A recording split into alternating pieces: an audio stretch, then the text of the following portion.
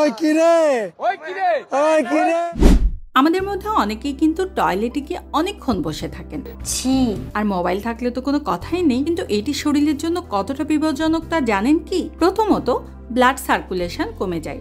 দীর্ঘক্ষণ বসে থাকলে শরীরের নিচের অংশে রক্ত চলাচল ব্যাহত হয়, ফলে পায়ে ঝিমঝিম করা, অবশ হয়ে যাওয়া বা জড়তা অনুভব হতে পারে। দ্বিতীয়ত, নার্ভ কম্প্রেশন হতে পারে, বিশেষ করে পেরোনিয়াল নার্ভের ওপরে চাপ পড়ে গেলে বা পা অবশ হয়ে যাওয়া, চলাফেরায় সমস্যা, এমনকি দীর্ঘস্থায়ী স্নায়ু সমস্যা দেখা দিতে পারে। তৃতীয়ত, পাইলস বা হেমোরয়েডের ঝুঁকি বাড়ে। অনেকক্ষণ টয়লেটে বসে থাকলে মলদ্বারের চারপাশে রক্তনালীর ওপরে চাপ পড়ে, যা পাইলস বা হেমোরয়েড সৃষ্টি করতে পারে।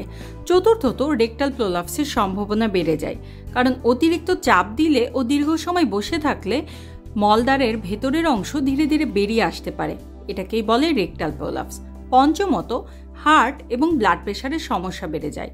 লম্বা সময় বসে থাকলে রক্ত চলাচল কমে যায়, ফলে রক্তচাপ হঠাৎ বেড়ে যেতে পারে বা কমে যেতে পারে, হার্টের ওপরে বাড়তি চাপ পড়ে। আজকে জানলেন তো কতগুলো ক্ষতি হতে পারে।